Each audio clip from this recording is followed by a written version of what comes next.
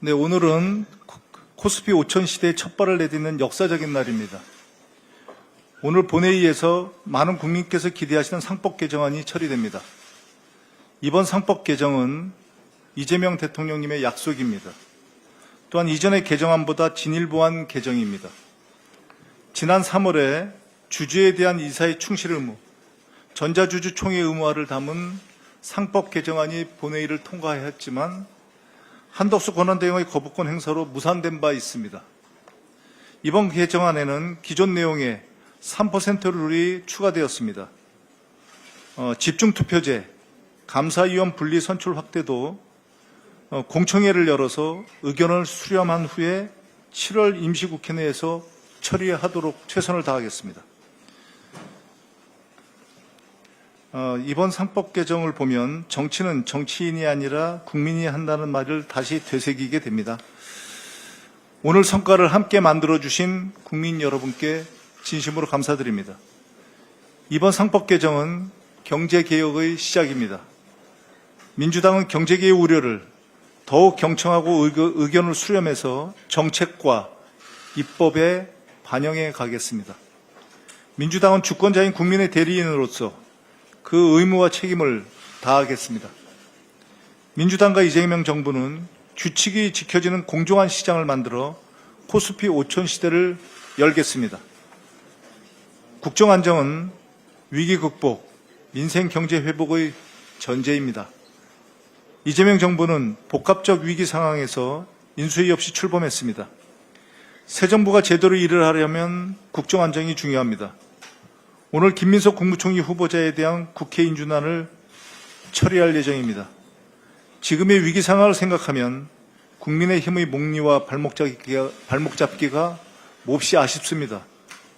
계엄, 내란이 초래한 6개월의 국정 공백은 우리 사회 전반에 큰 후과를 남기고 있습니다.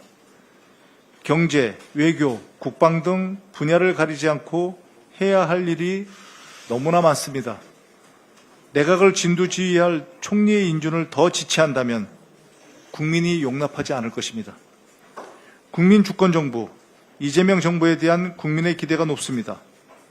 지난 6월 30일에 발표된 리얼미터 조사에 따르면 이재명 대통령님의 국정수행 지지율이 60%에 육박하고 있습니다.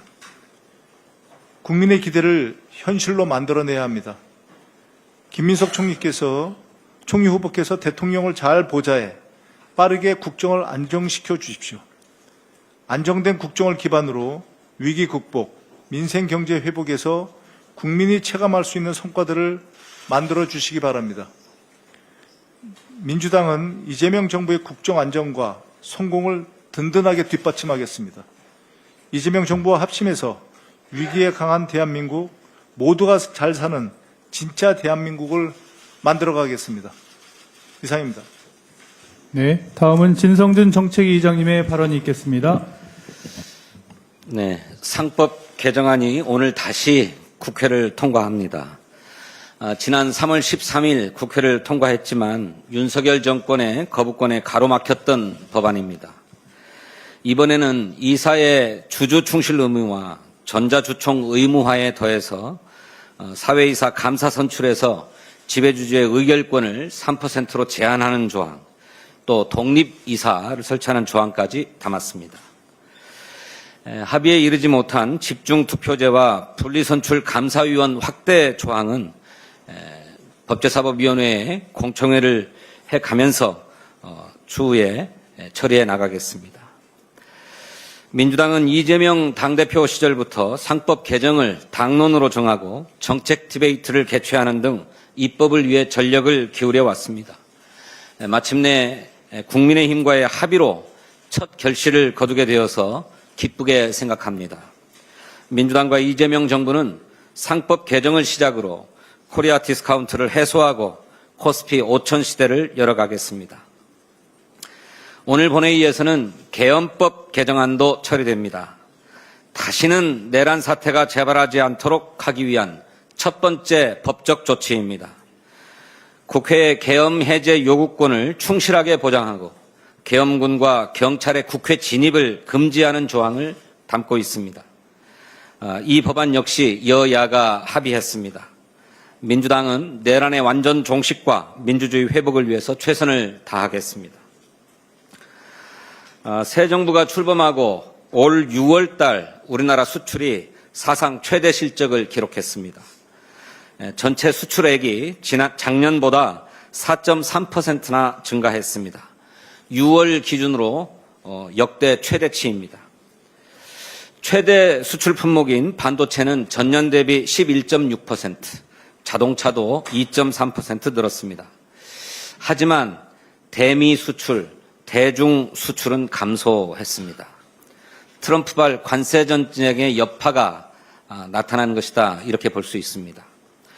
때문에 우리 수출 기업들이 긴장의 끈을 놓지 못하고 있습니다. 미국의 상호관세 유예 시한이 5일 앞으로 다가왔습니다. 앞으로 관세 협상이 어떻게 전개될지 불확실성이 커지고 있는 것이 사실입니다. 정부가 비상한 각오를 갖고 관세 협상에 총력을 기울여야 하겠습니다.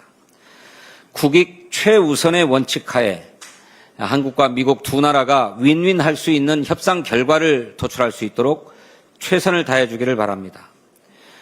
우리 경제의 체질 개선과 경쟁력 강화를 위해서 필요하다고 판단되는 사안에 대해서는 전향적으로 검토할 수 있어야 합니다. 양국이 이익 균형을 실현할 수 있는 협상 전략을 반드시 마련해 줄 것을 촉구합니다. 특별히 협상 과정에서 국민, 국회와 지속적으로 소통해 줄 것도 당부합니다. 멕시코의 클라우디아 셰인바움 대통령은 미국과의 관세 협상 상황을 매일 브리핑하면서 국민과 국회의 신임과 지지를 얻을 수 있었다고 합니다. 민주당은 국익 최우선이라는 원칙이 흔들리지 않도록 정부와 함께 최선을 다하겠습니다. 또 수출 감소로 어려움을 겪고 있는 중소, 중견 수출 기업에 대한 지원 대책도 마련하겠습니다. 한 말씀만 더 드리겠습니다. 오늘은 이재명 정부 출범 한 달이 되는 날입니다. 이재명 대통령은 이전 정부와 비교할 수 없는 속도전과 강행군으로 국정을 이끌고 있습니다. 참모들도 밤샘을 거듭하면서 과로로 코피를 쏟았다고 합니다.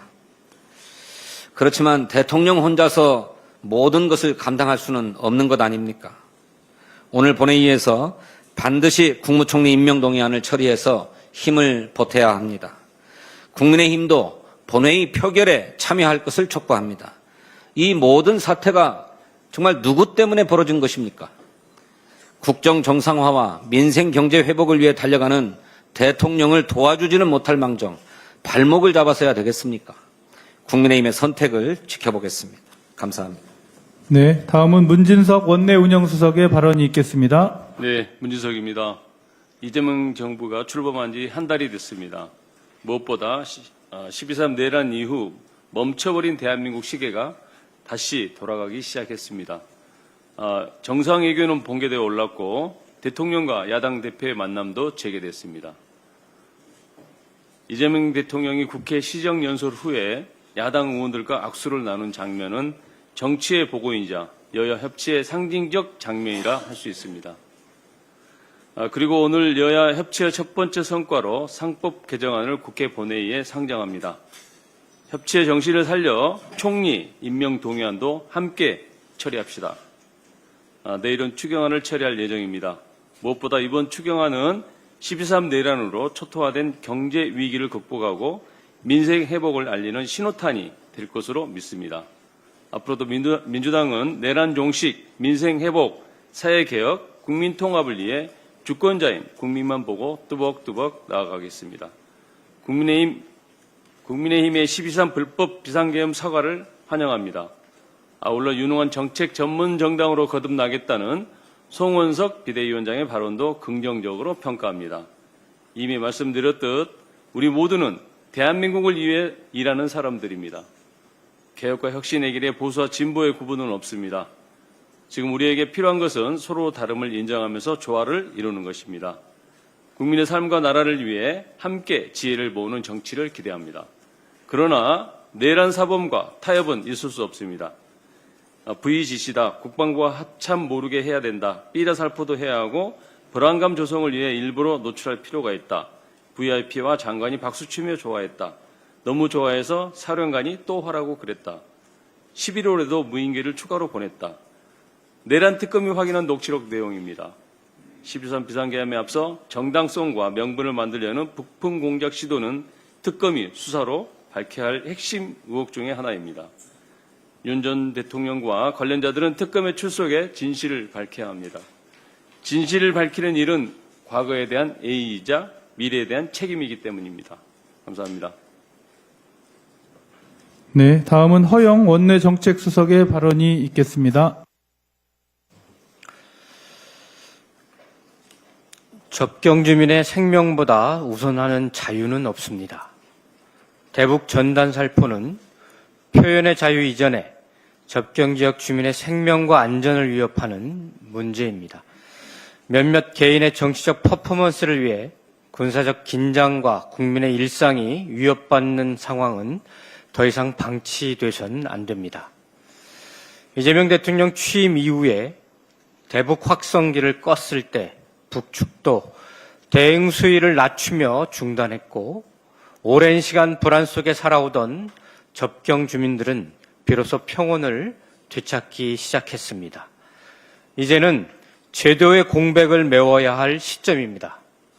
사전 신고 의무와 현장 제지 권한을 법으로 명문화하고 접경 지역 주민의 안전을 국가가 책임지는 틀을 갖추어야 합니다. 정동영 의원이 최근 발의한 대북전단 규제 법안은 국회가 반드시 책임지고 시급하게 다뤄야 하는 법안입니다.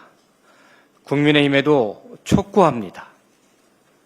접경 주민의 삶을 위한 민생 법안을 잊지 말고 법안 심사에 협조해 주시기 바라겠습니다. 한반도 평화는 또 다른 대한민국의 성장 동력이 될 것입니다. 이제는 말이 아니라 법이, 논쟁이 아니라 조치가 필요할 때입니다. 감사합니다. 네, 다음은 김현 과방위 정책조정위원장님의 발언이 있겠습니다. 네, 안녕하십니까. 어제는 저희 과학기술정보통신위원회 법안 2소위에서 대통령의 권한을 내려놓고 국민에게 돌려드리는 방송 3법을 소위에서 민주당과 조국혁신당의 단일안이 처리가 됐습니다.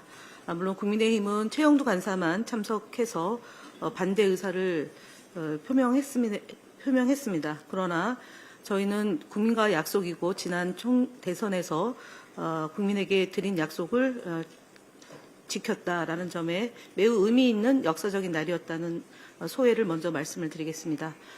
이진숙 방송통신위원장이 지난 국무회의에 세 차례에 걸쳐서 본인의 정치적인 발언을 하고 있습니다. 첫 번째는 임기를 보장해달라는 내용과 두 번째는 대통령과 방송통신위원장의 임기를 맞춰달라는 요구를 하고 있고요. 세 번째로는 방송통신위원을 추천해달라는 요구를 하고 있습니다. 네 번째로는 비공개적으로 확인된 바에 따르면 독임제 기구로 방통위를 전환해달라는 요구를 하고 있습니다. 이진숙 방송통신위원장은 이런 요구에 앞서서 본인이 그동안 7월 31일 2024년 임명된 당일날 KBS 이사와 박문진 이사를 2인 구조에서 불법적으로 강행했던 이 점에 대해서 사과하고 사퇴를 해야 되는 것이 마땅한 일입니다. 왜냐하면 KBS 이사와 박문진 이사는 2인 구조에서 할 수 없고 5인 완전체에서 해야 될 사안입니다. 이 부분에 대해서 법원에서는 2인 구조에서 결정한 사안이 유법하다는 판단을 여러 차례 내렸음에도 불구하고 그 이후로 지속적으로 EBS 사장 그리고 KBS 감사를 추천을 하고 임명을 했습니다. 이 두 사람도 마찬가지로 법원의 판단에 의해서 문제가 있다라고 결정이 내려졌습니다. 아울러서 본인이 그 방통위원장의 자리에 오자마자 팩트체크 네트라는 기구에 대해서 과징금을 7억 4천만 원을 부과했습니다. 있을 수 없는 일을 벌였습니다. 이렇게 방송을 장악하고 언론사를 탄압했던 이진숙 위원장이 본인의 임기를 보장해달라, 독임제로 전환시켜라, 방통위원을 추천해달라라고 얘기하는 얘기는 정말 후한무치하고 뻔뻔함의 극치이다라는 점을 말씀을 드립니다. 대통령과 방송통신위원장의 임기를 보장하는 것은 당연히 할 수도 있습니다. 그렇다면 본인에게부터 적용을 해야 된다고 생각합니다. 윤석열 대통령의 임기가 종료됐고 파면됐다면 윤석열이 임명한 방송통신위원장인 이진숙의 임기도 거기에 맞춰서 끝나는 것이 마땅하다라고 봅니다. 그리고 새로운 정부에서 방송통신위원장이 국정운영과 철학에 맞는 독립기구로서의 방송의 정상화, 방송통신위원회의 정상화를 하면 될 일이지, 본인은 유지하고 지위를 유지하고 그 다음부터 적용한다라는 것은 정상적인 태도가 아니다라는 점을 다시 한번 지적하며, 그동안 감사원의 정치 중립의 의무 위반으로 지금 저희가 감사원에서 조사를 해달라는 요청이 있음에도 불구하고 4월 13일까지 결과를 발표를 해야 됩니다. 그럼에도 불구하고 지금 감사원에서는 차일피일 미루고 있다는 점을 지적하지 않을 수 없습니다. 두 번째로는 공무원의 중립의 의무를 어긴 이진숙에 대해서 경찰이 제대로 수사하지 않는 부분에 대해서 다시 한번 촉구합니다. 그다음에 대한민국 국민 모두가 알고 있는 빵진숙에 대한 유성경찰서의 수사가 3번에 걸쳐서 출석 요구서가 있었고 3차례의 압수수색이 이뤄짐에도 불구하고 여전히 조율만 하고 있다고 합니다. 이진숙은 황제가 아닙니다. 대통령보다 훨씬 더 권한이 막강한 방통위원장으로 지금 권한을 행사하고 남용하고 있다는 점을 말씀을 드리고, 국가공무원법 위반, 배임 혐의, 이해충돌에 따른 수사가 지지부진하고 있는 점에 대해서 강력히 규탄하고, 대한민국 경찰은 이진숙을 더 이상 봐주지 말고 제대로 수사해야 함을 지적하는 바입니다. 경찰, 검찰, 그리고 감사원은 이진숙에 대해서 더 이상 늦추지 말고 결과에 대해서 발표하고 수사를 제때 진행할 것을 요구드립니다. 아울러 마지막으로 말씀드립니다. 본인의 임기는 윤석열 대통령하고 맞추고 새로운 대통령의 임기와 맞출 수 있는 방통위원장이 정상적으로 임명될 수 있도록 협조를 당부드립니다. 이상 마치겠습니다.